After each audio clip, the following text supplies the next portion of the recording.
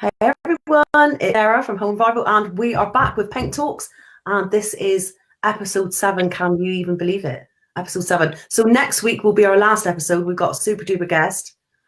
And then I am in plans to do series 2. So we'll see about that. But tonight we've got Chris Billinghurst, and she is from Upcycled Hour.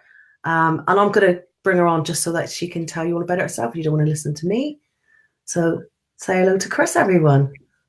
Hello, Chris, everyone. Hi, Chris. Right, thanks for coming on. I appreciate it. You're very welcome, Sarah. I think I was just saying to you as we were talking quietly before this, before we went live, that I have so much admiration for you because you're bringing lots of information, you're bringing inspiration, you're doing a sort of a visual of what we do with Upcycled Hour. And I must admit, when you asked me, I was so flattered because I'm not a paint person. I do paint, funny enough, I do a lot of painting, and I'm quite creative behind the scenes, but you've had some incredible painterly types on. Yeah, so but the idea was to get painters and influencers, and you're definitely a massive influence in the upcycling industry, which in effect is the painting industry. So yeah, that's true. So I want to get you on so you can tell everybody what it is that you do, because I don't think everybody knows. So I'm going to just start with the questions. So the first question is, tell me a little bit about you and your business. Right, me and my business. So obviously everybody knows that my business is called Upcycled Hour, and we are actually rebranding in a couple of weeks. So we're going to have a new name. The reason that we're doing that is I've had this idea for quite a long time, but particularly when I was standing on the stage at Grand Designs Lives in Birmingham, I was looking at this sea of faces, and I'm talking about Upcycled Hour, and I could almost see it going across, the eyes going, Upcycled Hour, what does that mean? Does that mean we upcycle for an hour? What does that mean? And of course, Upcycled Hour was called Upcycled Hour because it was a Twitter hour. And I didn't... Tell us a bit more about that, because not everybody does Twitter either, so they don't understand the Twitter hour. So a Twitter hour is an hour where you go onto Twitter, you use your account, but you put the hashtag, obviously ours is Upcycled Hour, and it's in the search bar. So if you put hashtag Upcycled Hour, and then you click on that, and then it comes up with a choice in the menu, and the choice is latest. So if you put the latest in, you'll see all the latest tweets, and you follow those and you respond. And what they do during Upcycled Hour is people tweet images of products that they've upcycled, and they talk about their upcycling, and we have a chat about, well, we chat about anything, to be quite honest. And it first started because I found that there were just all these upcyclers out there, and they had no support, they had no platform, they didn't know each other, and very isolated, as most artisans are. And somebody I knew at the time who was running Vintage Find Hour, which was doing amazingly well on a Wednesday night, sadly she doesn't run it anymore, said to me, well, Chris, have an hour. So I thought, well, that's not a bad idea, let's do it. So I sort of put the feelers out, and people said, oh, that's a good idea. Sat there one September evening on a Tuesday with my glass of wine, and I honestly thought it was going to be the wine, me, and the Mac. And I'm going, hello, Chris, how are you? All this sort of thing. And sort of one came onto Twitter, then another. And I think we had about 25 the first night, which was grand. And then it just, just took off from there. And we've had hundreds and hundreds. I did keep a tally up until about 2016. And I think we'd had 800-900 people through the door. And it's lovely because we get new people. We've still got people who joined us 4.5 years ago, and people can dip in and out. It's lovely. So happens every Tuesday. I don't think we've missed hardly any, to be quite honest. And so it's evolved from that, though, hasn't it? There's more to it than now. What's happened is we've evolved into the UK and Ireland's only independent platform supporting professional upcyclers. And as you know, hashtag elevating upcycling. So we're raising the status and the standards, because upcycling, whether you want to obviously include furniture refinishing, we cover art, homeware, furniture, and home accessories. We have at the moment about 120 members, and that's actually Upcycled Hour members who pay to come into our membership. And it's doing really well. So we're doing talks, we're doing events, we support their workshops, and so I suppose it's almost like we're not anywhere near as big as the Craft Council, but that's the idea. We're there as a support platform, and we offer a way for people to meet and collaborate. So if you were an upcycler or a furniture painter or a maker, and you wanted to meet other people in your industry and find out about what's going on, Yeah, in the industry, what talks are happening, they would need to absolutely. come So to you can Upcycled. join in Upcycled Hour. We're also on Instagram and also on Upcycle on Facebook. We have 2 forums on Facebook. So we have. I'm just waiting for people to make really weird comments here. We You have can see the comments, can you? I can't see the comments. Why can I not see the comments? Well, I can't see anything. When Jay was on, he managed to be able to see them, so I'm not sure. But apparently, bad enough getting me on it. Yeah, apparently he clicked something and he could see the comments. So yeah, it says comment seal. So I'm going to click this. Yeah, that'll be it. And here we go. Yeah, there you go. Hello, ladies. Oh yeah. Oh hi. I'm sorry. I'm talking to all these people. That's all right. Oh God, I've lost my track now. Yeah. So if somebody's interested in joining us, you can either come on to our Networking for Pro Upcyclers, which is a closed forum on Facebook. But if you're a pro upcycler, so if you're registered with HMRC, you've been pro upcycling for 6 months, you have a business website or a Facebook page, and you're creating items to a really good standard, you can join that. It doesn't cost anything. Obviously, if you join our membership, which is £37 a year, which is such a bargain, it's then £30 after that for all the lovely things they get. And I try to keep it as cheap as I can because everything else we offer is add-ons. So you don't have to do it. You know, if you want to be in an event, it's a little bit more. If it's something else, a little bit more. But you don't have to do it. It's just the basic membership. You get a 3-image slideshow on our website. You get mentioned in our listing. You get mentioned on our map. All those sorts of things. So you've sort of got like a directory, haven't you? So if somebody was looking for an upholsterer in their area or a furniture painter in their area, they would be able to go onto the directory and find somebody. All the specialisms are listed. So you can go to a specialism, as you say, upholstery or decoupage, aviation upholstery, aviation, upcycling, anything, to be honest. So anything that they do, the specialisms there. So there are various different ways. And on the new website, it's going to be even cooler because we've got a couple of things, but I'm not going to tell people. I do hate this when people say I'm not going to tell you, but I'm not. And not even the name. There's very few people know the name. So yeah, it's going to be big change, but we've changed so much. We've got to change. That's what it's all about. It's about evolution, because upcycling, thankfully, has evolved. It's not the, the just palette making and just shabby chic. Of course, that's still around. It has its own place, but now it's so much higher. And I always say, we've sold to Gucci, we've sold to Liberty. So premium upcycling, we're doing well. Yeah, elevating upcycling. Good. That's what it's all about. So how did you end up doing this for a living? Well, I was terribly rich before. No, I wasn't. I just do this for fun. That's what most people think. I come from a creative background. I've always been creative. What's this? You get lots of opportunities. Oh, bless her. And I've been doing the creative thing since I was a kid, but I never had the nerve to do it full time. So my background is mainly marketing and IT. I worked for the Advertising Standard Authority for years, and interesting, I was talking to somebody about that earlier on today. So I worked at the ASA till I had Matt, my son, who's now 25, and then I became a full-time mum. I was married for the second time, and I was very lucky I could take a bit of time out, but I also did my creative side. So I was,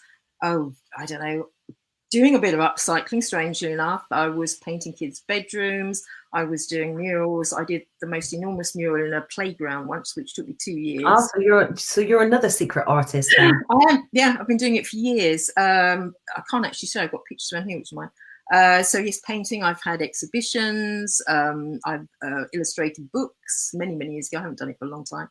And so I was doing all that. And then sadly, my marriage broke up. So that was sort of pushing that aside. So unfortunately, you then have to find a way of making really good regular money very quickly. So I went back into marketing and I worked for a tourism company for quite a while, still doing the painting and everything in the background and still doing the upcycling. My first upcycle was when I was 17 and I had a television, and this is so bizarre. It was all really scratched and horrible. And I covered it in an old piece of carpet. My mother was horrified. But anyway, that's another story. And so I was doing the marketing and everything and managed to build things up. I had a little bit of money on the side. And, I got to 50 odd and I thought, if I don't do it now, I'm never going to do it.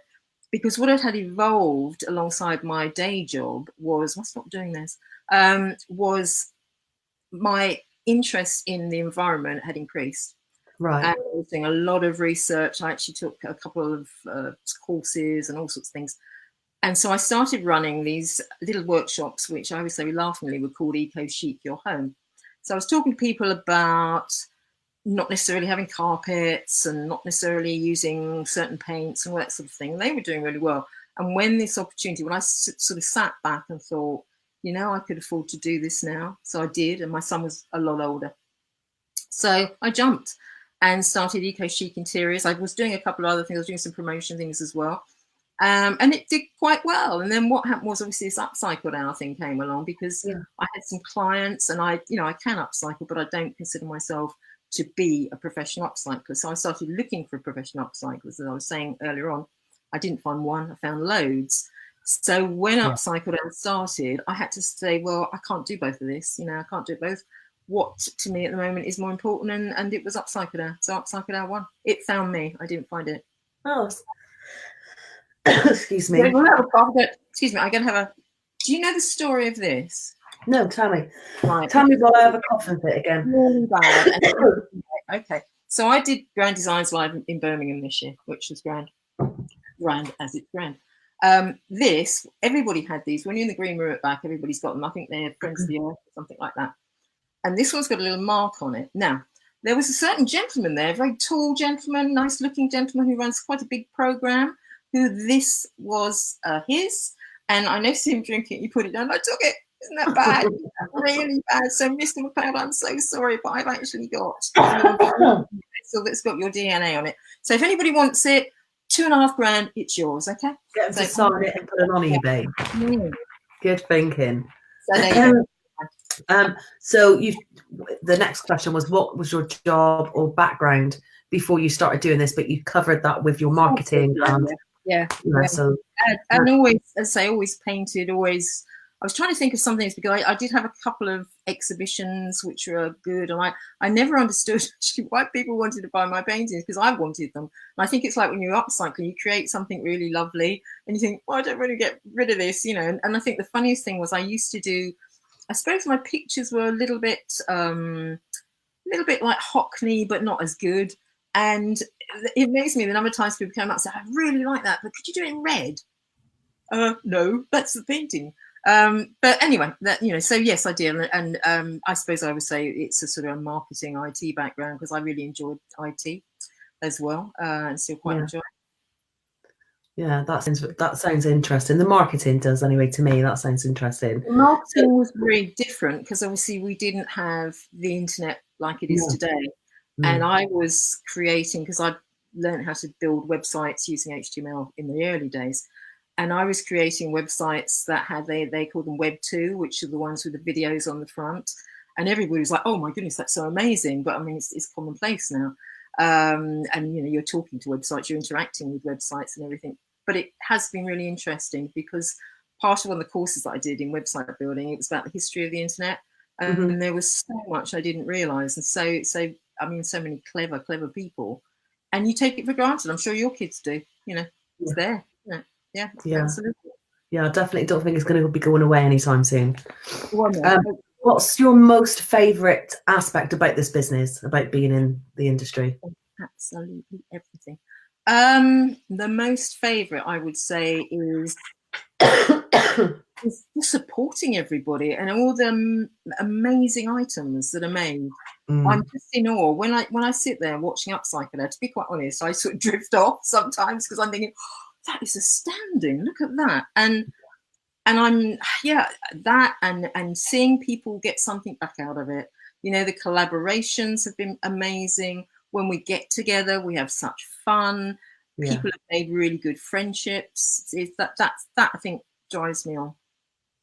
Yeah, definitely. I think I've mentioned it before, but the getting people together, I think it's so underrated, and we just don't, because this is a solitary business as a rule. It doesn't happen as much as I think it should. And that's why we have 2 social events a year. Excuse me. It's actually gin. No, it's not really. Gin. That's all right. Have a gin. Have a gin and tonic, Chris. Actually, I don't like gin. Just so dry. No, we have 2 social events a year. We've been to Broome, we've been to Chester, because everybody is all over the place. So I can't just do it in London. No, yeah. We were in Cambridge at Christmas, which was brilliant. Yeah, hopefully one will be closer to me and I'll be able to come next time. And sometimes people send me videos of when they get together. That's really good. Do they? Yeah, I have no idea what you're talking about. That's all. And I'm going to enlighten everybody. A weekend ago, 4 of us, so it was Sandy from the Paint Shed Cornwall, and Colour Me Katie, so Kate, and Shabby Nook Sharina and me. We all went down to Cornwall and we had a girls' weekend. We may have had too many glasses of Prosecco, and we made a video for Chris at 4 o'clock in the morning and sent it to her. Yeah. So, luckily enough, as Kate said, I don't keep my data or Wi-Fi on overnight, but it was just so funny. It was one of the funniest videos I've seen in ages. So yeah, that's really great. And you're right, it is underestimated. Your response was funny. It was you were going to keep that in the blackmail file. The blackmail later file. Got a big file, believe me. So you tell me anything, it goes in here. Never comes out.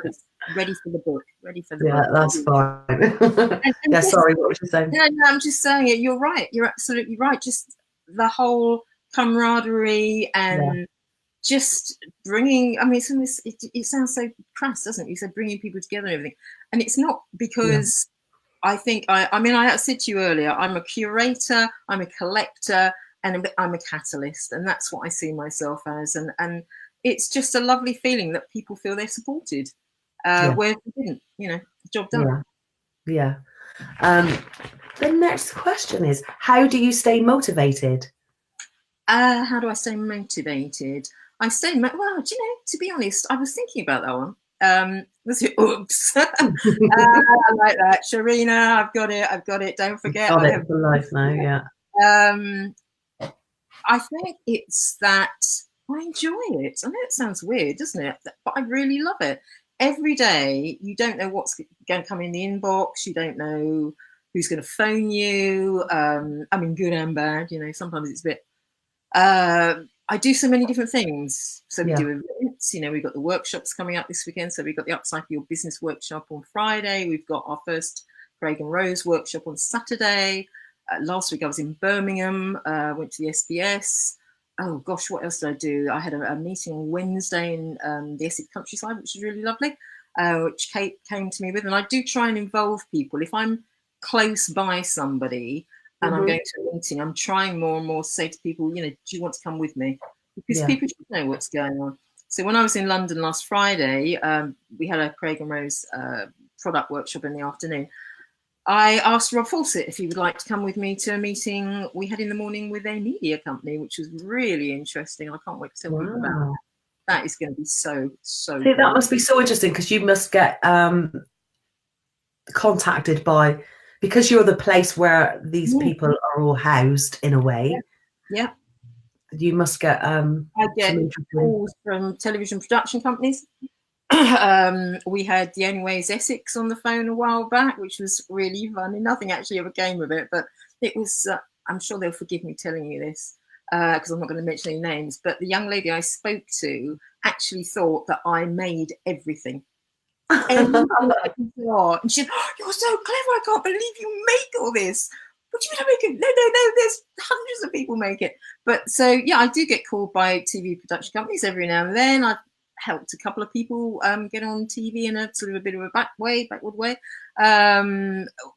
Ray, I was talking to somebody on Radio 4 the other day. I wasn't actually live on Radio 4, but I was talking to one of their producers about something. So really interesting, really, really interesting people. I mean, I get all sorts of bizarre. I mean, like I had a paint company contact me today who I'd never even heard of, and suddenly they're sending me all this paint, which is lovely. So I'm going to actually be giving it out at the workshop, the Upcycle Your Business workshop on Friday, as in the goodie bags. It's cool. It's really cool. But it sounds really interesting. I think that's the thing. That's what motivates you. Sometimes it doesn't. When you open up the phone in the morning, you go, "Oops." We've got to deal with that one. But yeah, it's okay. It's okay. And to be honest, most people say to me, "I don't know when you sleep." I do sleep quite a lot, but I have to be really organized, really organized, and I couldn't be organized without my phone and my diary and everything else. Yeah. So Oh, you're yeah. probably the same, you know, it's a busy life. So what would you say the challenges are for small businesses like ours? Ooh, I think when you've got a small business, well, particularly in this area, because it's quite a new industry, Mm-hmm. and I think you have to do a lot of research before you start. You may do this as well, or may get this as well, Sarah, but I have a lot of people who contact me and just say, oh, hi, I've looked on Upcycler, I love what these people are doing. I want to be an upcycler. I'm starting a business up. Can we join? And I would say, really sorry, guys, but no, because this is actually only for people who have been working professionally for 6 months, because it will take you 6 months to realize whether you can do this, whether you can make any money, and probably longer, to be honest. But I always think at is least. a minimum. So I always say to them, go away, do your research. And that means your market research. So you need to find out what styles are going down well locally, because you're not just going to sell nationwide. You're going to sell, if you've got a shop, particularly, you're going to sell locally. Talk to people, get in touch with other upcyclers, ask them how they did it. Excuse me, whether it took them a long time to make money. Do look at the prices as well and work out your price index, because bottom line is about money. It's about making money. If you can't make money upcycling and selling your upcycling, you have no business. I remember I was very fortunate. I went to a seminar where Deborah Meaden spoke, and she was amazing. So funny, such a lovely lady. And she said, if you aren't making money at the end of the day, it's a hobby. It's not a business. Yeah. And when you're in business, you're a businesswoman. It's tough. It's really tough, particularly if you've got a family, and you have to be quite hard-nosed about it sometimes. You've got to decide whether making money is what it's all about, or whether just having a fun time being creative is what it's all about. And I think that's the thing with upcycling particularly, is that if you look at it as a game, that's absolutely fine, or look at it as a business, but you look at it as a business in the same way that anybody looks at business, whether you're an accountant, a solicitor, a shopkeeper, whatever. I think we've talked about that on this series, but I think people who are creative struggle with that side of the business. So, a creative brain as a rule is not it's not fit for business. So you either need somebody who can help you, or I think this is where I can help, because although I'm a creative, I had a lot of time in the commercial world. And this is why I'm starting to run these Upcycle Your Business workshops, because they cover things like, one of the main things is image, is branding. And, I'm a great believer in having a website. To me, I think you need a website. You can have obviously a Facebook page, a professional Facebook page. And if your image isn't right, if you're not cohesive, for instance, if you have Twitter that's, I don't know, something like, I'm going to take your name, Home Revival, or if then you go onto Instagram and it's called Revived Home, people aren't going to worry about it. They're not going to bother trying to find you. They're just going to go off and do something else. So you have to have a cohesive image, and your names, as much as possible, must be the same across all platforms, because nobody is going to, I think the time they waste is 2.5 seconds. They cannot find you. They'll be gone. Yeah. And because this is now such a big world now, it's becoming such a huge world, and there's so much competition, you need to have that edge, and you need to have that unique brand. And before you go into business, I think you have to make a pact with yourself that you won't copy, you won't emulate. However hard it is not to do that, you will always be unique, and you will find, genuinely, I do believe this, that you will be more successful. So just keep it pure. That's the way. Because if you emulate, you might make a little bit of money. You might think you're doing well, but you're just going to be copying all the time. So be unique, be really unique and individual, and find your niche. Know what type of thing you're going to do, and really be so clever with the money side of it. Make sure that you cost everything out. Make sure that you actually know what your per hour cost is, Yeah. So if somebody says to you, anybody who's creative who's listening to that now is already zoned out, because all of that stuff is so difficult when you're a creative. That's why they have to come to the Upcycle Your Business, you see, because they have to do that, and you know, and with the website. So I would encourage anybody who's got their own business to definitely get their own website, because Facebook and Twitter and Instagram, you don't own that.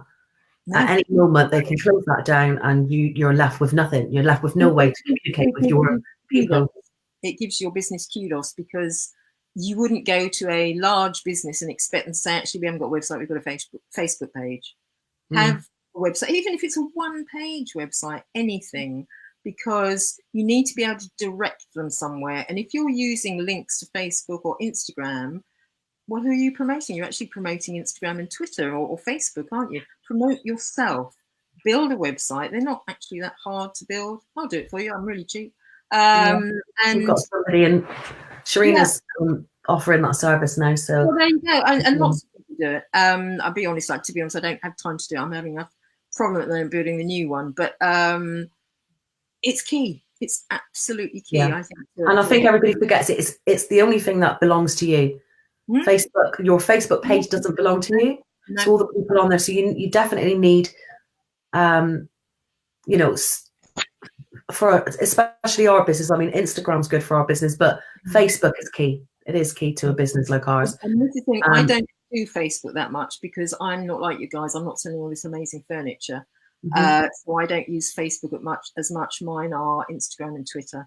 And that's another thing. This is something I'm really promoting my Upcycle Your Business workshops. In fact, we've only got one space left, I think. But I talk about social media, and I have a little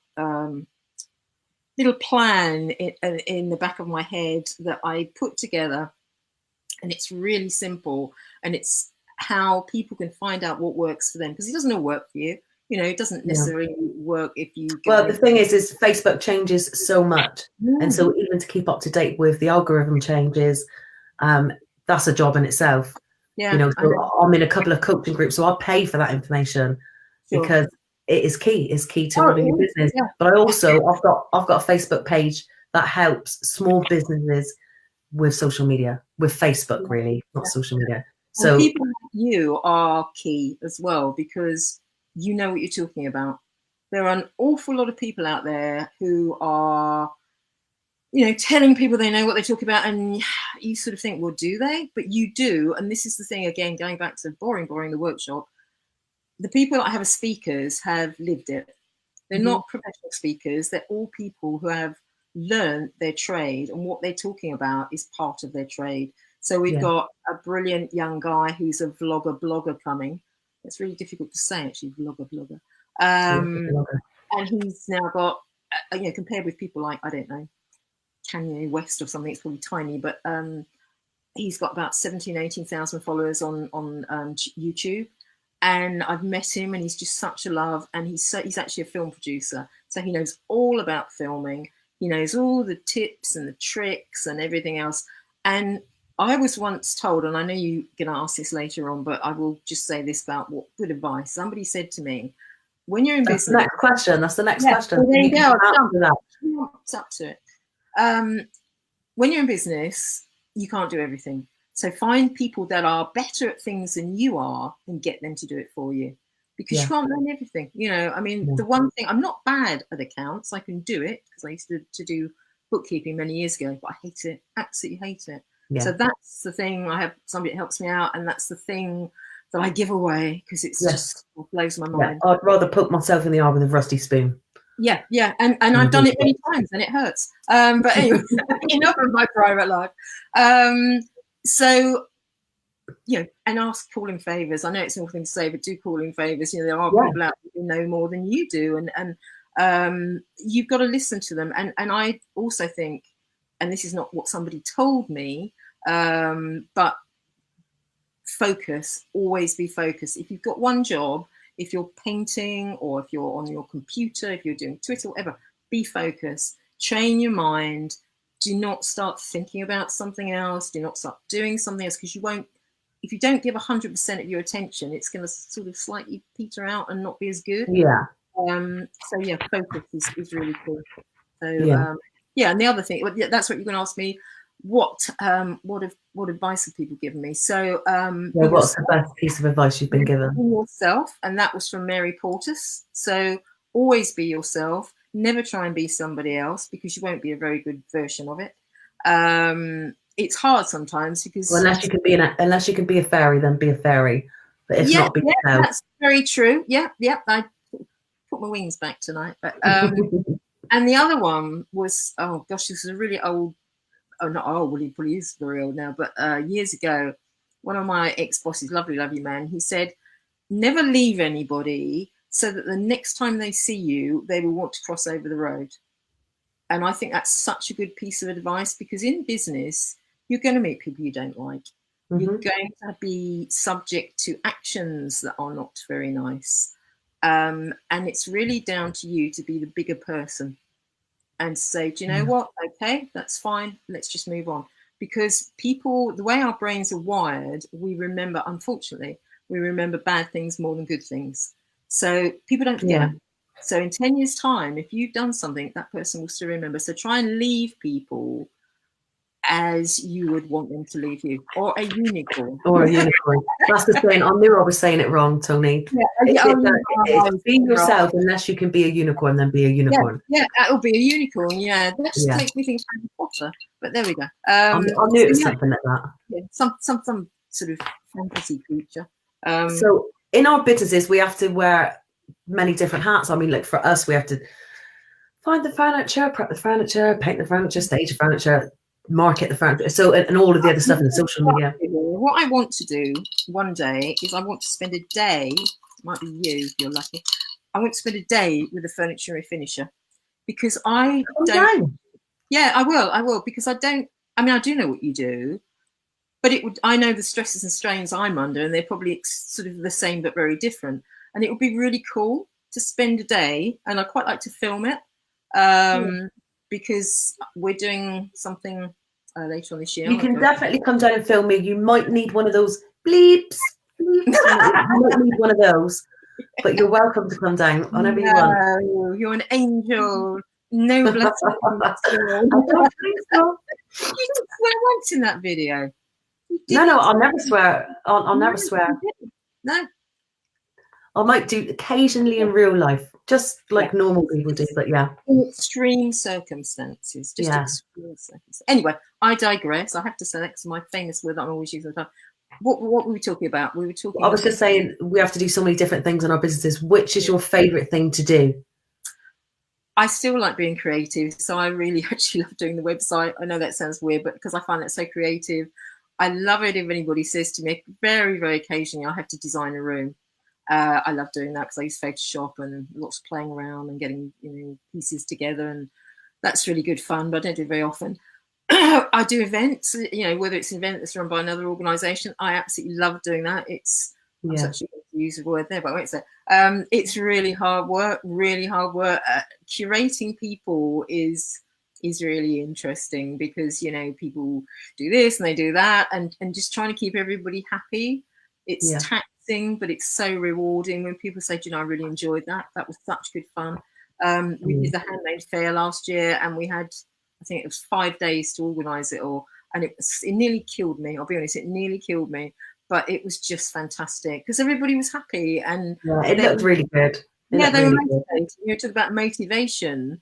That motivates people. They walk away, they feel good. We had a fantastic response from the general public, and I love doing that. So, but there's not, apart from accounts, I hate accounts. There's not much I don't particularly enjoy, Sarah. I'll be honest. Most of it is. No, but there's not one thing you prefer the most. Not particularly. When people pay me, I like that. That's always good. That's always good. But no, I think because it's sort of holistic. Because one thing, it's like a jigsaw. One thing fits and nearly killed me. Yeah, I went to stay with Kate. She was really, really kind. But Tony was happy. Yeah. So Kate's husband was happy because he got to take a photo with Kirsty also.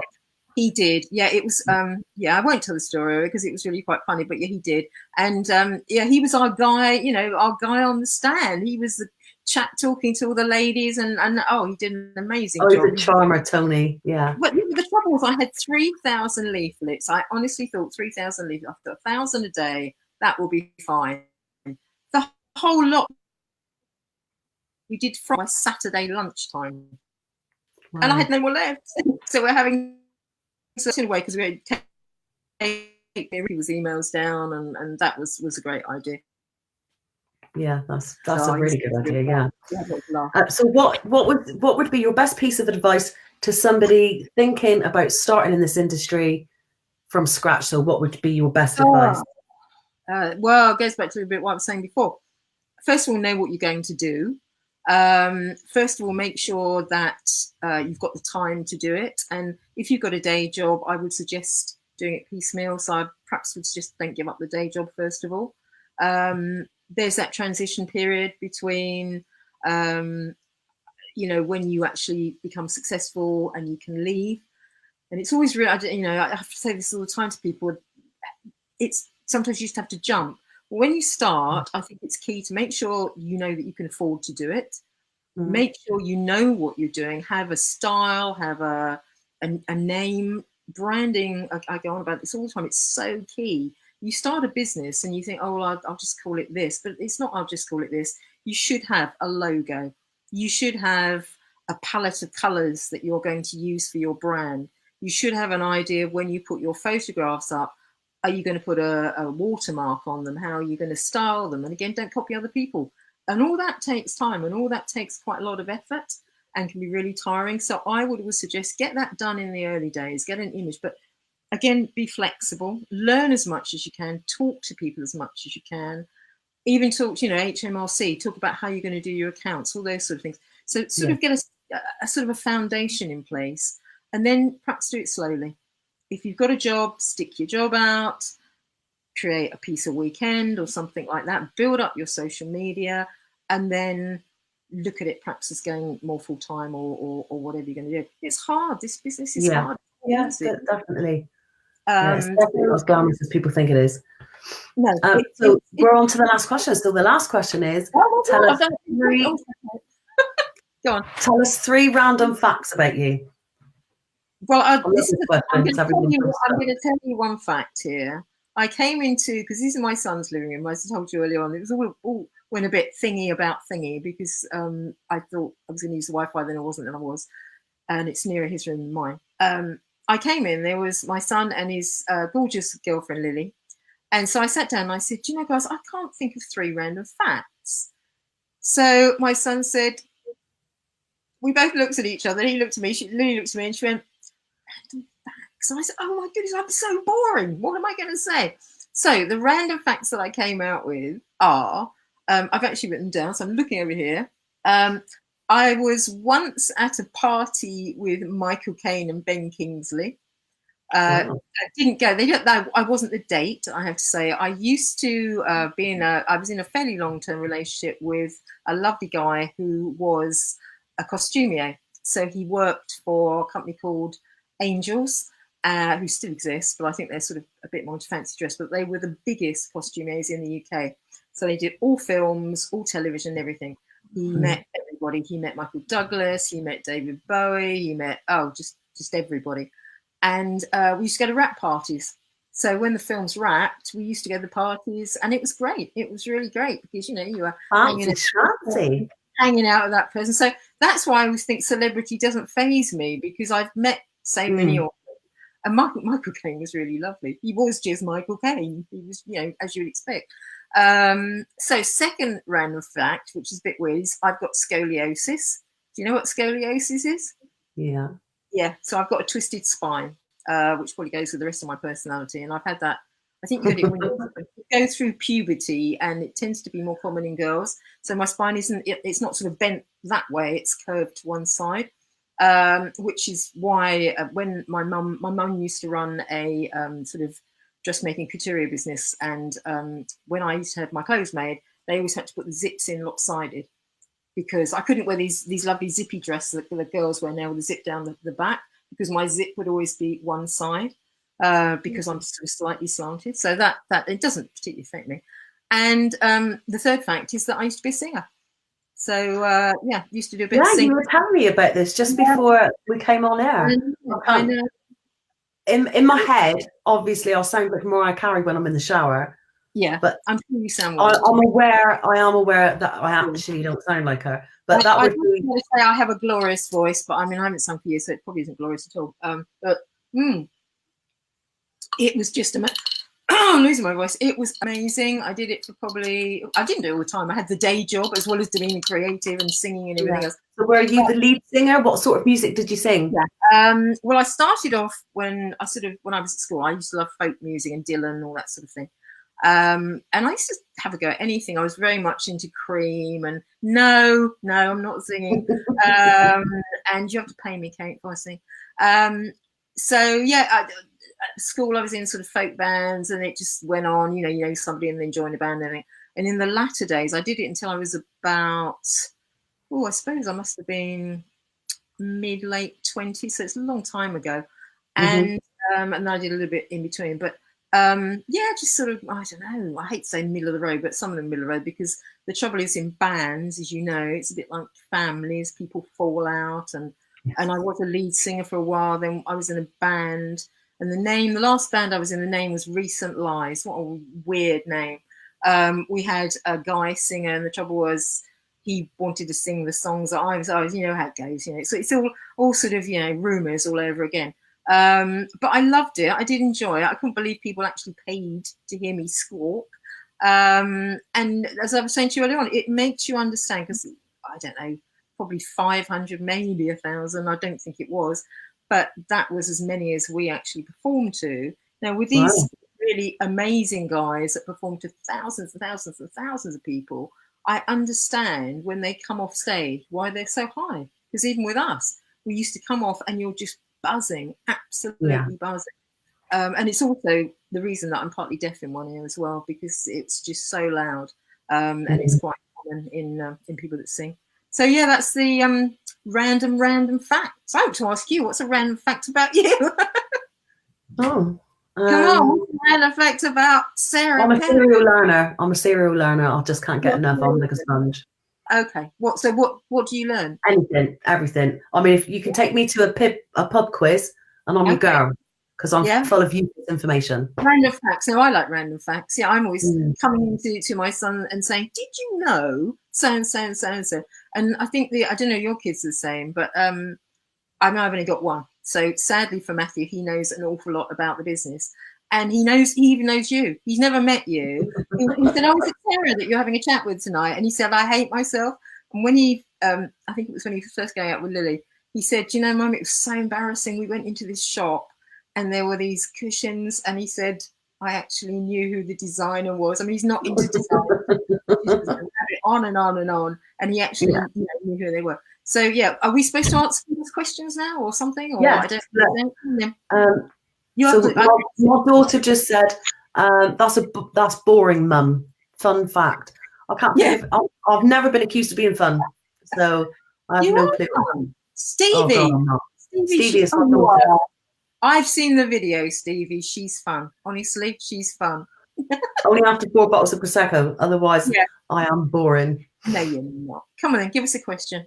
What do you want? Is anybody there? Let's have a look. Come on, peeps. Let's have some questions. I lost the live and just getting the comments. Yeah, I'm going to have a drink while you're waiting. Sherry Gordon says, haha, I'm like that random facts intro. Yeah.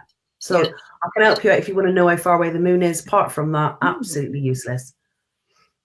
Lee Richards wants you to sing us a song. Sing your song. What do you want me to sing? I can't sing now. I haven't sung for years. My voice is just bloody awful. I can't think of anything. I don't know. What do you want her to sing to you? She's going to serenade Lee. This is so embarrassing. I used to sing Boy George songs. There's a loving in your eyes all the way. If I listen to your lies, would you say? That sort of stuff. That's amazing. I can't sing anything. That's so brilliant. Oh, thank you very much. I've got a bit husky, but there you go. But yeah, it's good fun. But unfortunately, I'm always really envious of people that can sing. Well, it's lovely. It is lovely, and I enjoy it. And the nicest thing was, not because I sing, but one of the big moments on Twitter for me was when Boy George followed me. I thought that was so cool. I know. I don't know why. I tweeted one of our girls' sideboards, and he was saying, well, what's this Upcycled Hour all about? What's it about? And I said, well, look, this is what it's about. And he went, wow, for fashion or something like that. What's that? 9 to 5. Working 9 to 5. What a way to make a living. Getting by. I know that sort of stuff. Anyway. Well, so cool. Everyone's clapping and sending hearts. Yeah.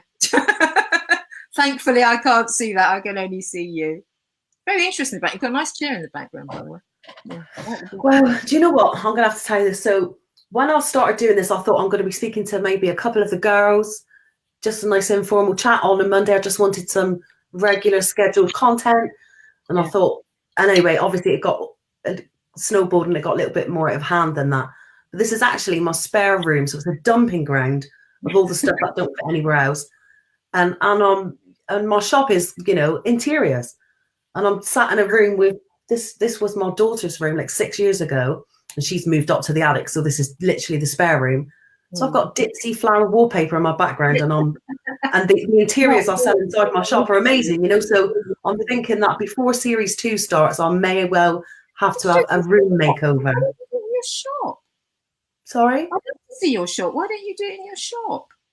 It was just because Mondays is actually my day off. And I just thought it was going to be a nice informal chat with just maybe a couple of girls, and it just got snowballed. So you are going to be the Michael Parkinson of the upcycling world. You know that, Sarah, don't you? You're going to be on television doing, you know, he's calling Parky, he's going to be Pelly. So yeah, you'd be fantastic at it. I was going to say you're the Oprah Winfrey of the furniture refinishing world. Well, I don't think I'll be on telly. I'm fine on Facebook because you can just see me from the neck down. Unless you've got little cameras that can make you look really slim, you're not getting me on the telly. Well, no, you should, because I'd be rubbish at it. Because there's a bit of a funny story. There's a lady who, she doesn't really do a lot of upcycling now, but she's a good friend of mine called Linda, who ran a company called Blue Blossom Lane. And I was doing a video of her. I can't remember. I think it was for perhaps Upcycled Hour Live when we did the 2 live events in Brighton, and she was in hysterics because I was doing an interview and actually all I was doing was talking. So I was saying, so Linda, what do you think of that? Do you know what I think of that? And she said, I didn't actually say anything, so I would be rubbish as an interviewer because I actually wouldn't need anybody sitting there. But you're brilliant at it because you know when to pause and just let someone talk, and that's a skill. That's a real skill. Well, because everybody's on here they're not here to listen to me. They can go on my page and see any of my videos and listen to me yapping about nonsense. And they come to listen to you, you know. Yeah, but interviewing is a skill. It's I say it's not. I'm gonna put that on my resume then. Put it on my CV. Interviewing skills. Interviewing is a skill. Chris Billinghurst said so, and I think that these sort of things are brilliant because it's casual. You know, it's not somebody sort of being interviewed formally. And I'm sure I've made many gaffes and said all sorts of silly things, but this is about you going. You were saying this earlier on about real people and about community, and realizing that, you know, it's business, it's hard work. And also I think lots of people, you know, they're following some of these people that I've interviewed, and they know a lot about them through social media, but it's not very often you get a chance to speak to the person and find out about them. And you know, and we just, it doesn't matter how, you know, famous somebody is, we're just people, and trying to make a buck and trying to have a good time making a buck. And I'm really fortunate because I do love what I do. Probably for the first time in my 65 years, I actually really love what I do. I've had great jobs. That always helps. But to get out of bed every morning and think, I'm really psyched by this and I'm really excited what's going to happen. I asked really, how many people do you employ to help with your business? You are so efficient. Oh, I wish. Thanks very much, Sandy. I feel I hardly have time to keep up with that. I have a lady who helps me out, a friend of mine, who comes in every now and then. She hates social media. She never wants to appear on anything. She's way in the background. She does my accounts, sometimes helps with a few other things. My son's really good. He will help out sometimes doing things. I'm really lucky. I do have people in the community who help. There's certain people I know who to go to, but most of the time it's just me. And at the moment, I'm at that pivotal point where I'm thinking I've either got to try and get some funding in, or I've got to rob a bank. And as most banks now on high street, it's going to be really difficult. So yeah, it's interesting because I do need more staff. I need people to help me out, because if we're going to become, and I hate the word vision, but if you've got this vision of what you would like to be, I mean, I would love a high street department store. Something. I'd love. What would you do with a high street department store? I don't want to be a retailer. I'm not really a retailer, but we need to get out there. And last year was really more about talking to people, and we did all the shows. So maybe like one of those fancy pop-up shops then. A big store. I'd like to have something like Bieber. You're probably too young to remember Bieber. I know Bieber, yeah. Took over what used to be the Derry and Tom store, and it was an experience. Really, it wasn't just shopping. It was a whole experience, and I would love to have that for our Upcycled Hour guys, because something's really interesting. The lady that we've got coming to talk, interior designer, we've got coming to talk on Friday, she was saying to me she would not know about any of this if she didn't know me. And I said, well, what do you mean? So she said, well, I think there's lots of people in the interior design world would love your things, love what your guys are doing, but they don't know anything about it, because there's all these people all over the place, and you really need one central environment that everybody can come to and go, well, yeah, we can, we can get things by Sarah Pelly, we can get things by Kate Holt, we can get things by George, whatever, but we know where to get them. And that's what I was trying to do with the website. And you'll see when the new one comes out, it's a little bit more like that. And although I don't want to go into retail, I'm not retail, I have no experience in retail. It's hard. I don't know anything about it. And I think, as I said earlier, you've got to get people who know what they're doing. But I would love to have a shop. It would be grand, just to help people get their stuff out there. And, we're getting there. It's much better than it was 4.5 years ago, but we need more exposure. So, which is one of the reasons I'm sort of trying. I think we are it's getting better. I mean, we've, even the upcycle programs on the TV now are bringing more awareness to people that it's not just, a business in your kitchen, that there is more to it. Not that there's anything wrong with doing it in your kitchen, but, that there's. Absolutely. It is a design business. I always call guys, because there is this expression designer maker. Well, to me, you're designer remakers. And so that's why I tend to call you more than upcyclers. Because I'm talking to somebody where I'm trying to promote, I always say, well, these guys are designer remakers. And they mostly say, oh, what's a designer remaker? So it gives me the opportunity to actually explain what you do. And the fact I think the word upcycle's got, I think it's got leaves a bad taste in some people's mouths. And unfortunately, the thing that people think of is not there's anything wrong with chalk paint, because there isn't, but they tend to think of chalk paint and palettes.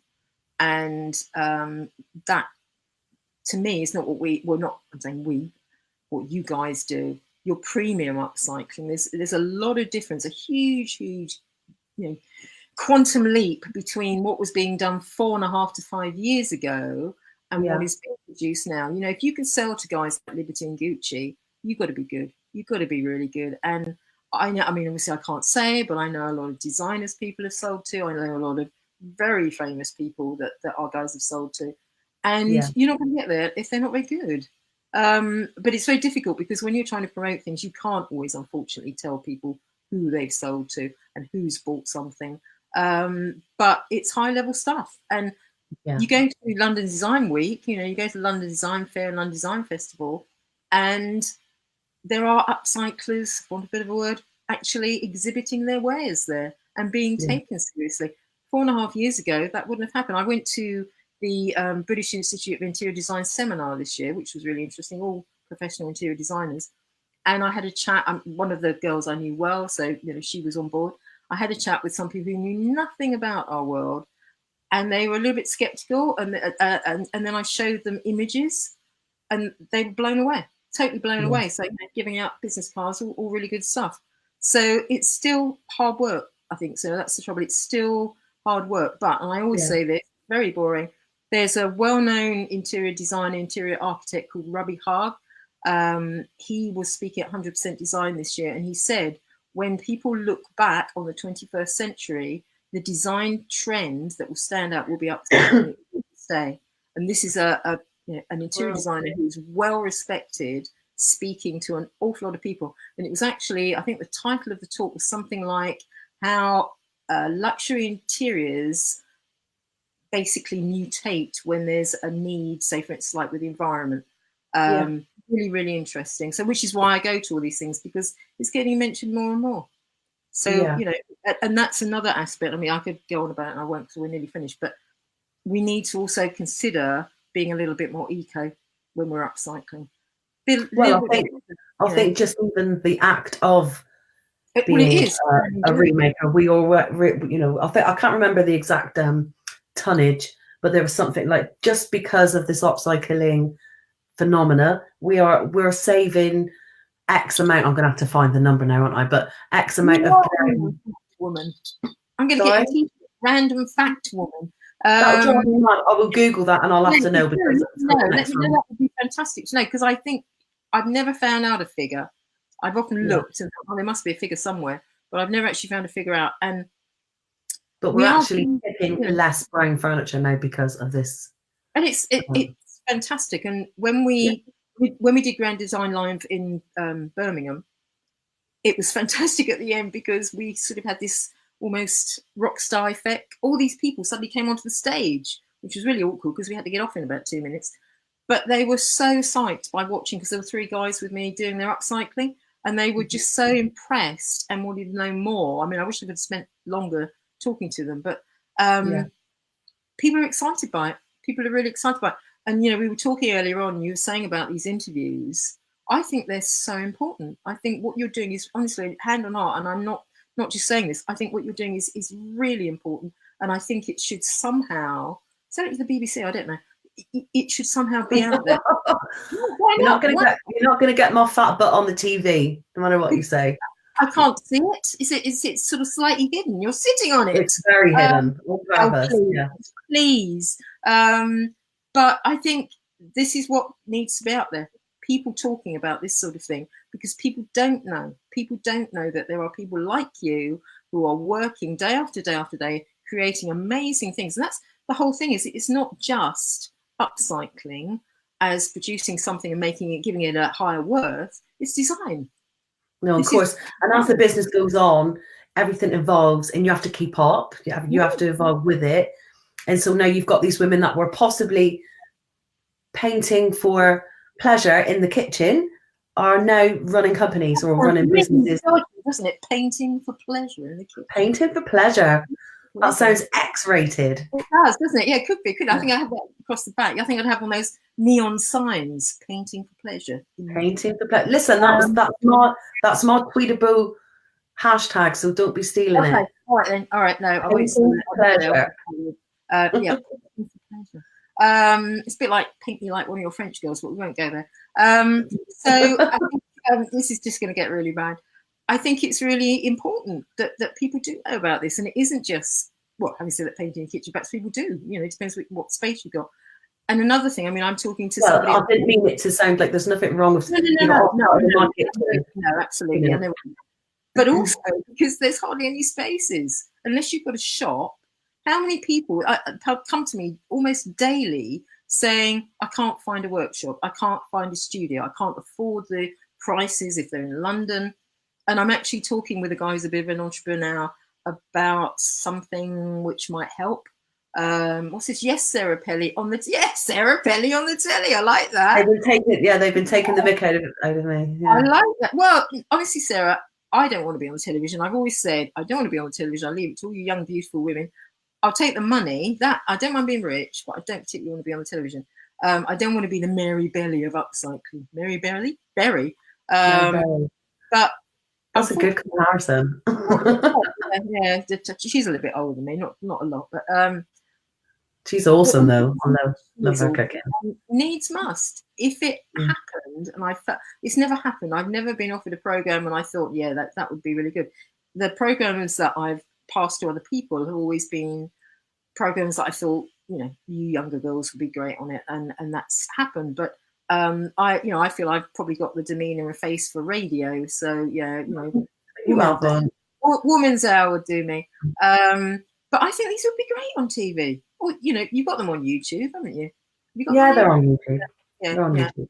So, I think maybe having community spaces where there's more there's always more than one person in your town or city that upcycle and have the same issues, which is not enough storage space, nowhere to stage properly, all of that stuff. So even if you could grab old warehouses, do you know what I mean, get the council involved and get old warehouses and maybe section them off or work together in a community space, that would be a great idea. It's hard because unfortunately councils, I mean, I don't know about your council, but our not even the council I'm under, but the next sort of local council, which is a bigger one, the creative thing just doesn't occur to them. Digital, if it's digital, whatever, they think it's amazing. But when you start, mentioning artists or creatives or artisans, they just glaze over. We don't need it. And it's so, so important. And that's why I have so much time for people that do come to me and say, I would think what you guys are doing is really important. And I think it's so unique and it is going to be part and parcel of our lives, probably for the rest of time. Upcycling has been going on. People don't realise this. They say, it's a fairly new thing. It's not new at all. It's not make, do and mend. That would be heaven. It isn't make, do and mend. That's a different thing. Upcycling has been going on since the Roman times. The Romans used to take old oil jars, if you have sort of an image in your head of the terracotta oil jars, and they used to put them in their walls, and all sorts of things have gone on. So it has been going on for a long time, but this is the first time I think it's been going on because of a reaction to what we're doing to our environment. So it is sort of quite new. But the creative spaces there's so few of them. So few of them, and it's so important. Said she would love that too. Yeah. So agreed, most councils, they don't have any interest. And I'm actually working at the moment with Essex County Council. We've got something, I would love that. Keep trying, Tess. I'm working with Essex County Council on something that's going to be quite interesting that's happening this year. And is that another secret you can't tell us about? Yeah, sadly it is. Yeah, at the moment it is. Like I mean, it will come out very shortly. It's nothing, it's nothing I'm going to be sort of put into the tower for if I told you, but they just wanted to keep it a little bit quiet at the moment, which will involve quite a lot of our community, hopefully. But when that's up and running, and I think I'm sort of looking at contacting other councils. I have actually contacted quite a few, but sadly nothing's come to fruition. So I've got, I think, Oxford and York I've been talking to. Find an old farmer with an empty shed. Oh, worked for me. Are we talking about upcycling here, Sandy?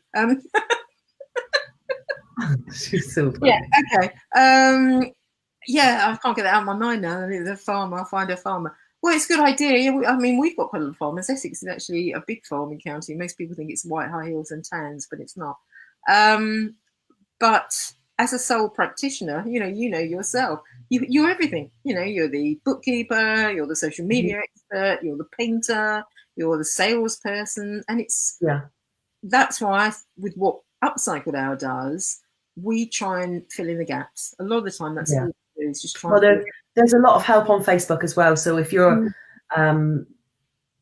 you're already painting, or you want to elevate your business, there's a lot of Facebook pages that are specifically for that. So helping you to giving you a better idea for pricing and giving you an idea on staging, and so there's so much help out there if you want it.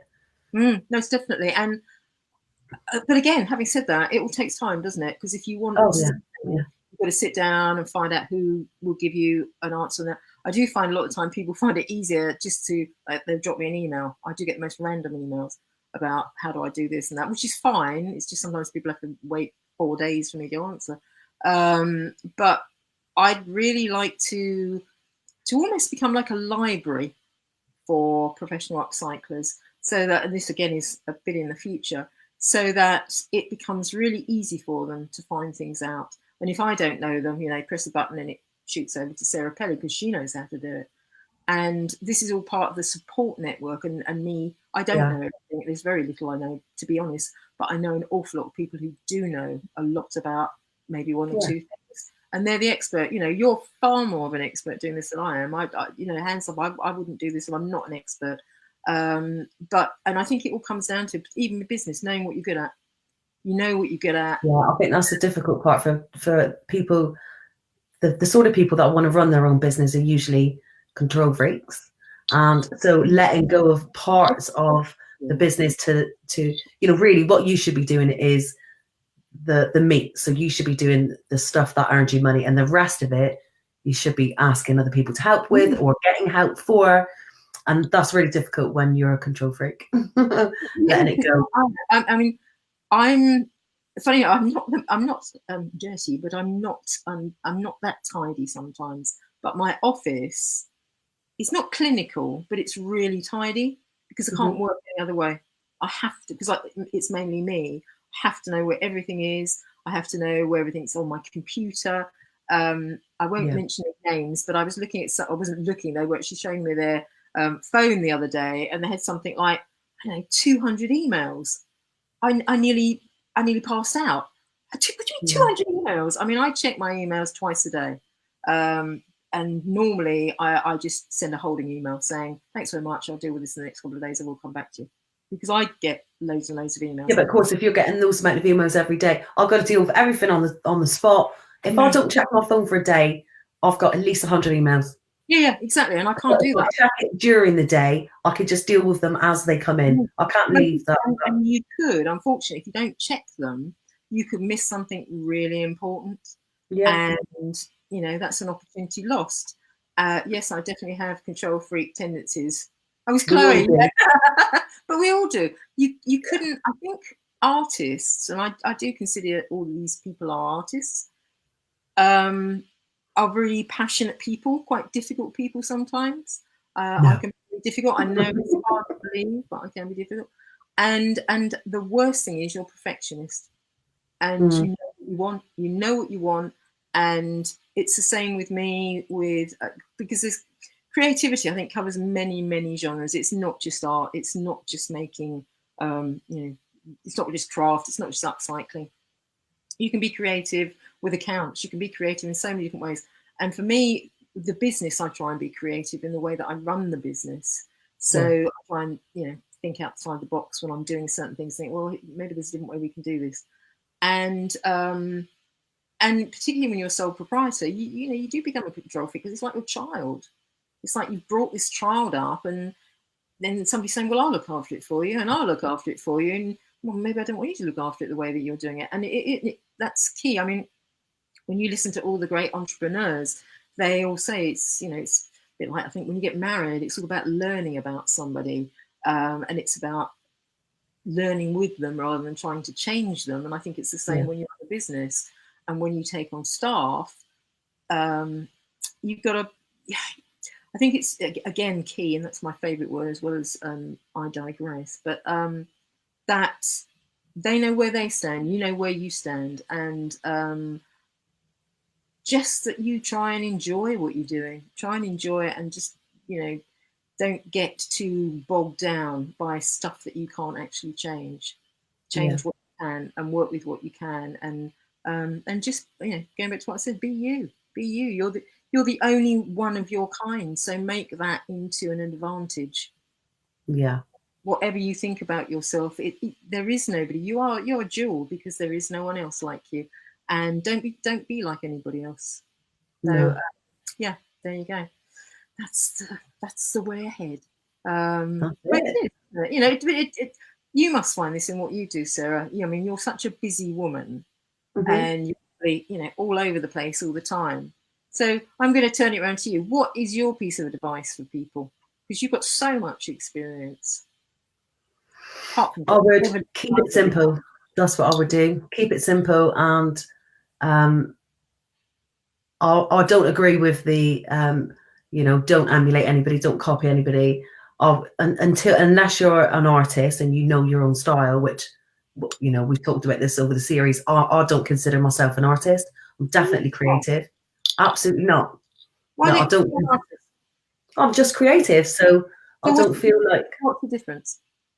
Well, for me, an artist at least would be able to draw something. No, I don't agree. Something. I don't agree. We can have an argument. Let's have an argument about this. I don't agree.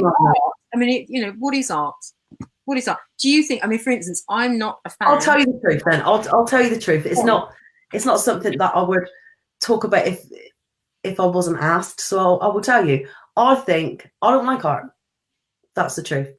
So I don't like it. I don't want to look at it. I don't like it. I don't want to look at statues. I don't want to look at pictures. I don't want to look at paintings. Art is not the most interesting thing I can think of. I hate art. That's the truth. I think in my head, I come from a working class background. Sure. That stuff is not for me. Yeah. As I grew up, I knew that was a narrow-minded view to have. Well, I never, that was just the way it was. But so I have looked, and I don't like it. I don't like it. I don't have any on my walls. I mean, we're going off at tangent, but do you not have any pictures at home? No. You don't, and accessories? You must have accessories. Do you not have any? I have as little as possible in that sense of, in like a. I don't have ornaments or anything. Do you not look at when you're putting a room together or something like that as art? I always do.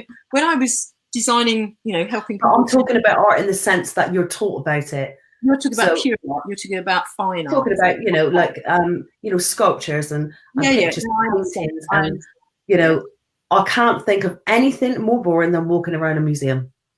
I can't think of anything worse. Well, you're going to have to come on one of our trips that hopefully one day I'll get together, because I'd quite like to do some inspirational trips for upcyclers. So Linda calls it your tattoos, Sarah. So okay then, yeah. So that would be art. Exactly, that is art. It's art. Yeah, I agree. And I think the trouble is, but the traditional sense of it is narrow. What art is. And I think that it's like conceptual art. I'm not particularly a fan of conceptual art where somebody will put something that should go down the toilet in a tin and sell it for £5,000. But some people love conceptual art, and there's some very beautiful conceptual art.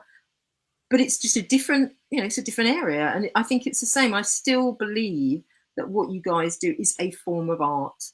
You can call yourself craftspeople, creatives, whatever. To me, it's a I don't mind being called creative, but all right, I'll call you. It makes me cringe when someone says I'm artistic, because I'm not at all. You're creative. Let's keep that.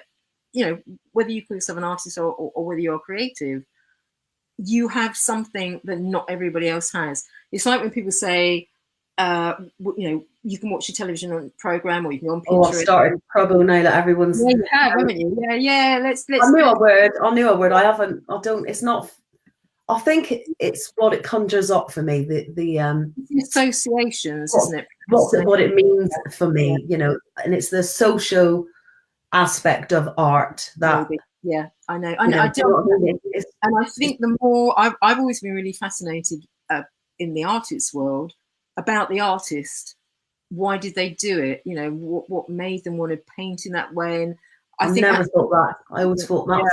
I never thought any of the things. I think we could talk about this all night, but going back to what you guys are doing, it's majorly important because you're actually changing the way that people furnish their homes.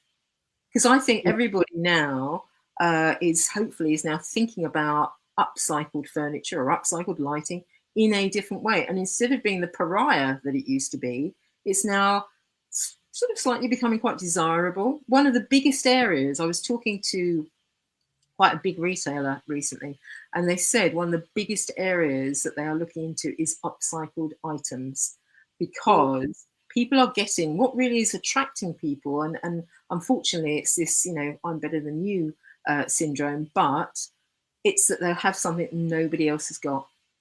And that's what, and attracting it to, not just ordinary people like you and I, but very well-heeled people, because it's totally unique. Whatever you do when you're upcycling, it might be really similar, won't be the same. And that's you said something earlier about, not to emulate people and not to copy. And we have this conversation in our industry really regularly. There's two schools of thought that, don't tell anybody you're doing it. It's your thing, especially if you're successful at that particular thing. Don't tell anybody, let them learn themselves. And then the other school of thought is, which is what I believe, tell them everything, let them know this is the way I think about it. I can give you a chest of drawers, and I can have a chest of drawers. I can give you the same tools and the same paint. I can give you a detailed, a 20-page detailed, explanation of how I achieve that finish. Yeah. And if you can achieve that finish, the same finish I can do after being in this industry for over 10 years, on your first go, firstly, you're amazing. And secondly, I should be encouraging you and helping you if you can manage those things. Do you know what I'm saying? I think so. My idea for the whole difference in sharing our knowledge is completely different to a lot of people. But what you're talking about is nurturing. You're nurturing people. You're saying, well, I'm going to show you how to do this. You have a go. But out of nurturing, what should happen, I always think, if somebody is I'm going to use the expression creative, if somebody's a true creative, everybody learns. You've got to start somewhere. Well, how do you learn? You copy, don't you? It's when you're at school. How do you learn anything? You copy things down. But as you teach them, you then nurture their individuality. And out of that, but then we're going. But this is my issue with them. We're going back to this. I've got to, mamby-pamby of you're an artist, darling, dad, and all that nonsense. As far as I'm concerned, do you know what I mean? To try to encourage them to be this artist, to bring out this artistic flair that it's individuality for me, Sarah. It's individuality. It's not, as you say, this highfalutin, arty or whatever. It's not that at all. It's that we're all individuals. Everybody's individual. I'm different from you. We're different from all these. And that's my point. So we could both I could give you the same tools, and we'd never do the same anyway. Even if you were copying me, it wouldn't be the same. So I haven't got issue with that, because I do genuinely believe that we couldn't. We can barely replicate everything we do. But I think the problem is, and this is opening up a bit of a huge can of worms here. The problem is, obviously I'm on Instagram a lot because that's what I do. I feature people and I look at lots of things, and I have seen things and I thought, that is pound for pound exactly the same as something else. Now, it's always really difficult because it's a chicken and egg. Which one actually came first? And did they? And I do believe there's such a thing as the universal mind, which means that somebody in America can have an idea and somebody else in Thailand has got exactly the same idea. And I think it's just a timing thing. But this is why I think it's really important that art is, so if you, I think this is why, so just say, for instance, we're just talking about having a furniture piece and having, we've had a really fantastic little run with gold leaf being used in really great ways. So if you did a piece of furniture with a slash of gold leaf across the front, and then other people started doing that, although obviously, if it's popular and it sells and it's, you can't really say, oh, well, that was copied. I think it's okay. As you say, the thing is, if somebody does it in their own way, so nobody's going to do it exactly the same. But it's a bit like you look on the high street. If you go into, whether you go into Habitat or IKEA or whatever, generally the designs are really similar. They're really similar. Some might be better made. They might be different, using different woods, but they're really similar. And that is going to happen. You're going to get that. But I just think, and honestly, it's not being arty and sort of hierarchical or anything, but I think that because everybody's different, they will interpret things differently. And I think that should be encouraged. Interpret things differently. Yeah, definitely. Same thing. Take the same. If we call it art, then that's when everyone's offended when it looks the same as theirs. Whereas if it's just it just takes it over that line a little bit. Because I think it's just because it looks the same, not because it's art or whatever it is. I think it's because as well as I do.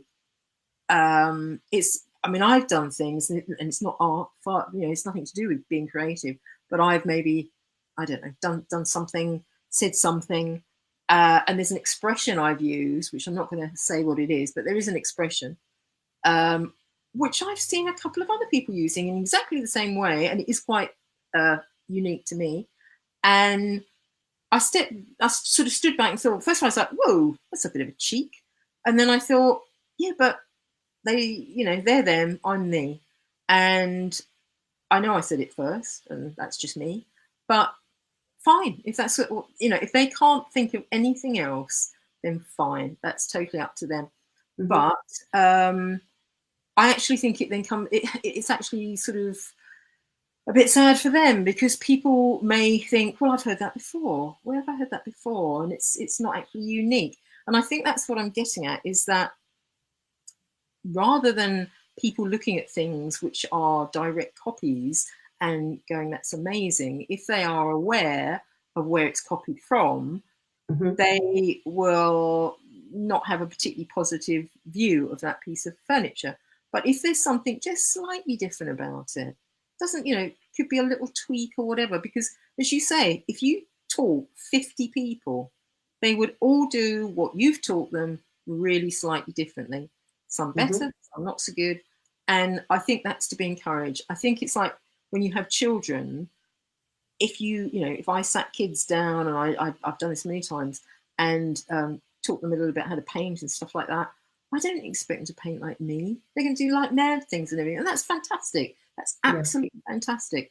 And I think that's what I like to encourage, is people to just be themselves. If you don't want to put gold leaf on the same as everybody else, then don't. Just do what you're, and it might not work. It may not work. But I think that there's just too much of this in the high street. You go in every other shop, and honestly, it's the same. Some might be more expensive, some less expensive. And I think what slightly drives me insane, the generic thing. Because we're not the same. Nobody's the same. And I think people are, if they're comfortable with being generic, if that's what they want, and it's also easier. You open up a Next book and you got a whole room. Let's buy the whole stuff from Next. But maybe take a bit of a chance. Maybe go for that. I think lots of people are adding it into their interior schemes now. A lot more, definitely. And it doesn't always work. I don't always get it right. I've had rooms, and I think the worst one I did, you talk about what they call it, design crimes. I have never particularly, I know people are going to say, I can't believe this, but I've never particularly liked pink. I'm pink a lot of the time myself, but it's not a colour I find easy. And a couple of years ago, I suddenly thought, I suddenly thought, actually, I'm going to have a pink bedroom. So I painted my bedroom pink. It was pink for 2 months. I obviously in a past life had a bad experience with something pink. I don't know why. I think this is another thing, because I'm very interested. But you talk about random fact woman. I'm really, really interested in the psychology of colour and what it does to people, and how things. There's places like, for instance, hospitals. Most hospitals you go in, to me, they give me the creeps. They're cold, they're sterile, and a lot of it is the colours they use, and creating an atmosphere. And when I used to do my Eco Shoot Your Home workshops, I have a whole range of little pieces of paper with colours on them. And I used to say to people, right, I want you to sit and look at that colour and then just write down 3 words of how it makes you feel. And it was so interesting, because it was the same colour for everybody. And, anything from happy to sad to angry and all sorts of things. And it does affect us. It really does affect us. And it's like when I look at furniture, I look at all you guys, all sorts of different styles and whatever. And I just find it interesting when I look at it, and I think, why does that make me feel a bit uncomfortable? Why is that? But that's another thing. But I think we don't realise how important our environment is to us. And if you sort of have everything from one organisation, I'm not saying anything wrong, Next or Marks or Habitat. I mean, I love Habitat stuff, but are you just buying somebody else's personality? Are you buying the designer's personality? I think it's difficult if most of us are able to look at a brown piece of furniture and see something beautiful, or that we can do something beautiful to it. But not everybody have got that vision. So I think the people who haven't got that vision, it's not that they're playing it safe by going to Next or these other shops. It's just that they can't envision it for themselves, and so somebody shows them a picture and they can just click and get all of those things and to make a beautiful home. So I don't think it's everybody's. I think lots of people just find it difficult to be able to vision it themselves or decide what to do. Most definitely. This is going back to what we were saying about the ART word, is that when you teach people to upcycle, I mean, you may find this, you teach upcycling classes and different types of skills, is that not everybody's got it.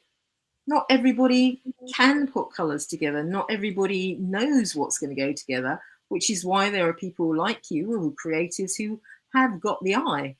I do feel that everybody has got something, but it's just, you know, I was talking to Jonathan last week and saying that I was creative from earlier age, but nobody told me it was creative. I just thought it was normal. You know, I was baking people's wedding cakes and, you know, that sort of stuff. I didn't realize there was a name for it. Didn't realize I was creative. So I think maybe a lot of people are, and they just don't know, or that needs nurturing a little bit. You know, I think everybody's capable of it. I think everybody's got a creative leaning, and I think this is why workshops, they're becoming really popular now. You know, you've only got to go on Airbnb and you start looking up somewhere, and it will come up with all the workshops and experiences and things that you can do. And I think workshops are so important because they're really good for you creatively. They're really good for you mentally, physically. You know, so many ways they're good for you because you meet people. Years ago, you know, people used to go to church a lot. Obviously, people don't go to church these days, so that community's gone. Having workshops. I'm very surprised that you don't go to church every Sunday, Chris. I know. I've only missed it a couple of times. And actually, we've got a beautiful local church, but there's nothing to do with it. These things are changing. And I think I've had some of our guys that run workshops say to me, you know, I've got people that come back time and time again because they just enjoy the whole thing. It's fun and they feel they're part of something. And I think this is another, oh gosh, yeah. You and I should do a podcast, Sarah. We should do, let's change the world with Sarah Chris. Yeah. Sounds good. And I think that, you know, you're now having to look at different ways that people interact. Social media is wonderful. Going back to what you were saying earlier on, it's very limited, it's very silent, and it causes a lot of problems sometimes. You know, we could hold a workshop. Yeah, we could, absolutely. I was going to tell another story about a church. I used to live in a place called Louth in Lincolnshire, which is absolutely beautiful, lovely, big town. But they had the biggest parish church in England, a bit like a cathedral. And my son, bless him, he was 11. He's got quite a voice.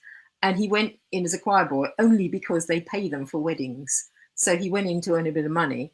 And I went, obviously, to hear him sing a couple of times. And I've never been in a church like it. When the vicar was 65, they shut all the doors and they had this huge party. It was amazing, unbelievable. I've never been in a church. Anyway, I digress. But I think the work, I did Sarah's workshop, and she's certainly a nurturer. Oh, that's lovely. Nurturer. Yeah. Vicky's now set up her own business quite near me.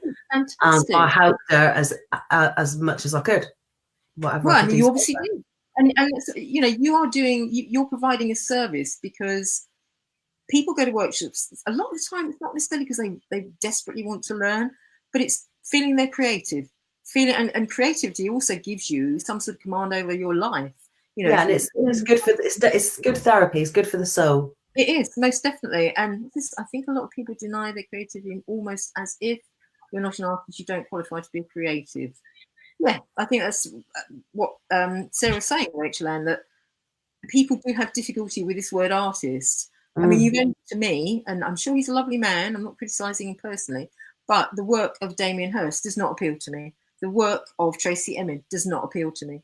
I mean, some of her. No, but you still wouldn't deny that they were artists. No, I would. The argument is for me that I just won't. Art to me, I think, categorise myself as one. It's not just something that makes me feel, because obviously looking at their things do make you feel. They you know, draw out emotion. You know, you could look at, I don't know, a load of food that's rotting. That would draw out an emotion, but that's not what I want to hang on my wall. So I'm not really into this type of art. To me, art, I particularly go for art that makes me feel good. I don't like art that actually makes me feel sad or angry. So I live with art that I'm comfortable with. And I think it's just, I don't even like having pictures up on my wall. So I think, why would I want to look at the same picture year in, year out? Well, to me, art is part of decor. I mean, the pictures I've got in this room now, which are actually all the pictures in this room are upcycled pictures. Because we've got, I don't know, there's one up there that's got sort of the spines of the book and it's against a different colour and things like that. And they're part of the decor, because when I design a room, which these days are mostly for me or for friends, I look at it as a piece of art. I'll look at it as though it's a picture. And when I walk into that picture, I want all the bits to look good together. And So I'm not looking at a piece of art per se as something I'm going to sit and stare at. And yeah, you get tired of things. You don't want to look the same. It's like, you know, family photos. I don't know. Have you got family photos around? No. Inspires you. My mum had, there's 5 of us in our family, and my mum had, you know, pictures of all of us on the mantelpiece. We looked like the Adams family. It drove me mad, and I thought, when I get my own house, which one were you? I wonder. Well, obviously cousin it. I always thought, when I get my own house, there's going to be no photos on the wall, because there was a huge gallery of photos. I don't know. I just didn't. I thought, why would you want to look at the same picture every single day for years and years and years? I've got a few little ones of my mum, my lovely mum and dad, but the only thing I've always fancied this, and it's not a secret, I'm hoping to move perhaps later on in the year. I really fancy having a wall of great big frames with pictures of all my ancestors. I don't know who my ancestors are. They could be the Adams family, but I think that's quite cool, because I quite like this quite over the top heritage chic type of look, you know, with the really rich colours, and not the animal heads. I know they do one with animal heads, but I quite like that idea. But it's part of the design. It's not actually because I want photos of people that I know. Because maybe that's all it is. Because even when I was at home, when I was a stay-at-home mum, the reason I started this business was for myself. I started doing it for my own house, and I would decorate the front room every 6 months, and everybody would be like, "You're crazy! You've just done it." But I'll be bored with it. I don't want to look at it again for another year. Because it obviously is something that means a lot to you. Some people can live, it's like some people wear the same clothes over and over and over again. And I think that should be celebrated, because you obviously need that stimulation of a new environment every so many years or whatever. And I think this is why people change the furniture around. Totally agree. It's so diverse, and there is so much not really connected to it. But at the end of the day, it's what appeals. It's subjective, isn't it? What appeals, and that's why there's so many artists, because what appeals to you wouldn't necessarily appeal to me. And I think it's like anything, it's your bag. It's whatever you want. If you don't want it, have it or not have it, whatever. But I think, as I say, with me, when I'm looking at an environment, and hopefully most of it is upcycled, it's overall, it's an overall image. And if the art fits and it looks good, then I'll put a bit of art up. If it doesn't look good, I won't. And as Joe said, I think it's true. I think there's an awful lot of what talked about art. I think people like to think they know a lot about art, but it's a huge subject. I've got a really good friend who's an art historian, and what I've learned from her is amazing. My sister used to work at the Royal Academy, and my sister is as down to earth as anybody. But the stories are fascinating, really fascinating, about even how people got into art and they didn't really want to get into art. It's not that they just happen to be really good artists. And I think we look at art very differently to how we used to. And also, some people enjoy art because it's an investment. People just buy art because it's an investment, not because they want it. But like yourself, I get really bored. And my thing is probably moving things around. When I was married, my ex-husband, lovely man that he was, used to go absolutely bananas, because I'd come home, he used to say, do you know, one day I'm going to find a kitchen in the living room, because I just... You could say upcycled work is a part. Yeah, you could do, actually, Michelle. Yeah, you could, in a way. But whether it's art or it isn't art, it's jolly good, and I hope it goes on forever. Yeah. And I hope that in whenever, 2, 3, 4 years' time, Upcycled Hour's been going 4.5 years. How long have you been going? I've been in official business.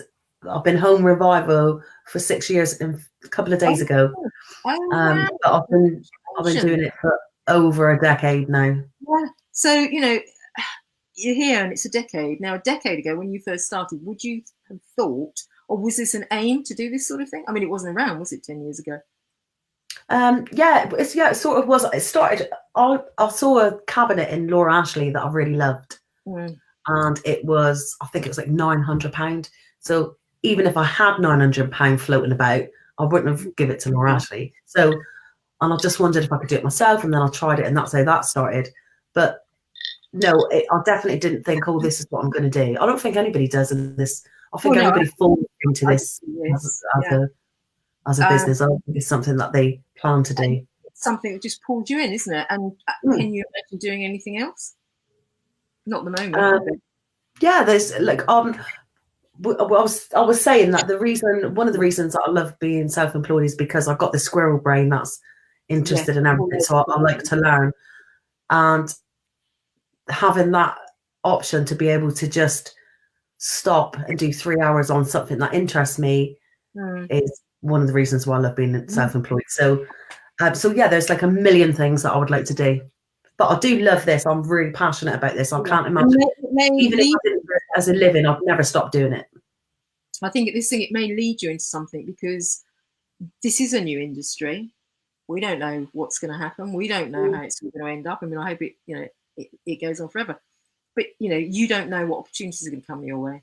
No, I love that. I love that. On your door and go, Sarah Pelly, we thought you were so amazing. We want you to, come on and be the interviewer on Tonight's the Night or something. I don't know. But you don't know. You just don't. You don't know. I know people that have been going along one path and then something's happened and they've just done something completely different. So you don't know. And I'd love to see you. I'll be honest, I know you go on about your hips. I'm going to have to look at the size of those hips. But anyway, I think you'd be amazing on television, because you are... Not unless they can make you look skinny. That's not happening. Don't buy mirrors. But I think... I don't watch a lot of television, I'll be honest.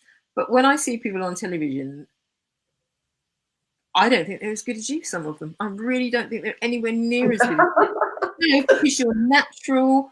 You're not... Yes, because we're just on my Facebook page. I bet, if you actually had to go and live in front of, or film in front of, realise that a lovely girl called Sophie Prescott. You may not know who she is, but she is a bit of a craft person. She appears on This Morning quite a lot.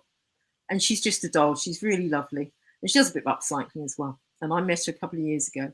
And she came and did a talk at one of our networking sessions, one in St Albans. And she said to me, she's just doing it with a presentation. And she said, it's a bit like when I came on here, saying I get less nervous when I talk in front of lots of people. She said to me, Chris, I'm really nervous. I said, there's only like 10 people. I said, you go on television in front of thousands. I know. But she said, I don't know why I feel really nervous. And she used to get more nervous at something like, because she said, when you're on television, it's unreal. You don't see people. There's cameras. And she was showing me the photos of the This Morning studio. Really, really small. And she said, doesn't faze me at all. So this is the same. You're going to be, what's this? Oh, she's lovely, isn't she? Yeah, DIY blonde, that's right. Thank you, Kate. You are my memory box. So I think you'd be like that. I think you'd be good. And if they come to me, I'm going to recommend you. So just yeah. Well, this is it. When you're before you send them, tell them that I've got to have a clause in the contract that makes me look slim. Yeah, okay. You can only film her from here upwards. The rest I don't need a bowl with only blue M&Ms, but I do need a lens that makes me look slim. Makes you look slimmer. Yeah, I'll make sure that's what happens. But okay, there are. I think again, you talk about art and creativity and whatever. There are very few people who are natural orators or interviewers, and it sounds like the Chris Loves Sarah, which I obviously do, but Chris Loves Sarah show. You are good. You are really good, and there aren't that many people. There are lots of people doing. Well, I think it's. Thank you anyway, because I'm rubbish at taking compliments. But I think it's only because I'm talking about something that I'm passionate about with other people that are passionate about it. So I don't think anybody can go wrong in this situation. No, but we've covered other things. We spoke about art. We've spoken about, I can't remember because my memory is so bad these days. I think you actually could talk about a lot of things, but I think it's easier. It's like when I go on stage, people say, how do you remember everything? I don't have to remember it. I talk about it every day. It's not, it's not remembering. It's just there. It's osmosis. It just happens.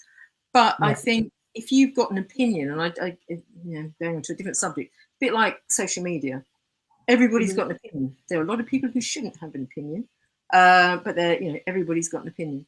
And I think there are some people who are just better at putting opinions across than others, and in a balanced way, without sounding as though they're trying to be like I said, manipulative or pointed or anything like that. And I think you're just quite good at it.